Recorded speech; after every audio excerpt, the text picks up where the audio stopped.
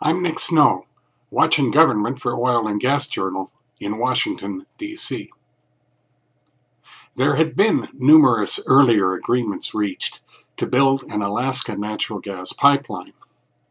The formal commercial agreement, Alaska Gas Line Development Corp., or ANGC, BP plc, ExxonMobil Corporation, ConocoPhillips Company, and TransCanada Corporation, signed July 2nd, was different.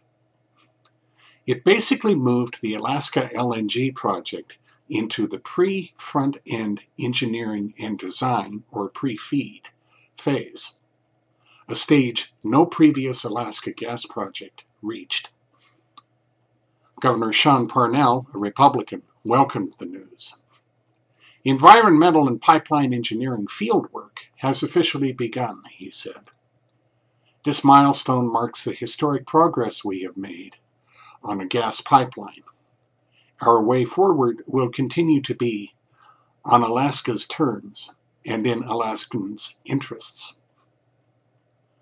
During the pre-FEED phase, the three Alaska North Slope producers will spend hundreds of millions of dollars on the project's design and engineering, he explained. The project sponsors planned to begin work on securing a U.S. Department of Energy determination that the project is in the national interest. They also intended to continue efforts to obtain permits from the Federal Energy Regulatory Commission.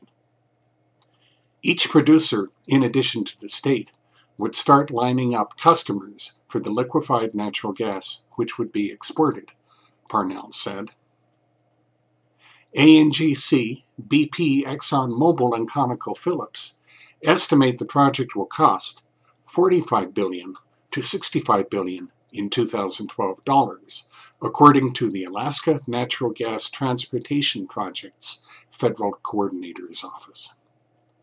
It said plans call for a massive plant at Prudhoe Bay to cleanse produced carbon dioxide and other impurities from the produced gas, an approximately 800-mile pipeline from the North Slope to the liquefaction plant, and the plant, storage, and shipping terminal at Nikiski, 60 air miles southwest of Anchorage, along Cook Inlet. The 42-inch diameter pipeline would carry 3 billion to 3.5 billion cubic feet per day of gas. Alaskans would use some of it, and running the pipeline and LNG plant would consume more. The plant would have the capacity to make 17 million to 18 million metric tons per year of LNG, processing 2.2 billion to 2.4 billion cubic feet per day of gas, the ANGTP Federal Coordinator's Office said. The project's pre-FEED phase is expected to finish in late 2015 or in 2016, it added. Sponsors scheduled public meetings for July 15th in Anchorage and July 17th in Fairbanks to provide a project overview and share information about current studies. They also filed their request with DOE on July 21st for a national interest determination. It's been 46 years since the landmark crude oil discovery at Prudhoe Bay also revealed there was an estimated 26 trillion cubic feet of gas there, more than the U.S. consumes in a year, the ANGTP Federal Coordinator's Office noted.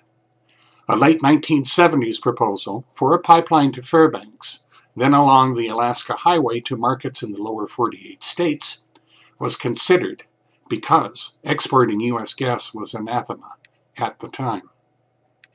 That clearly isn't the case now.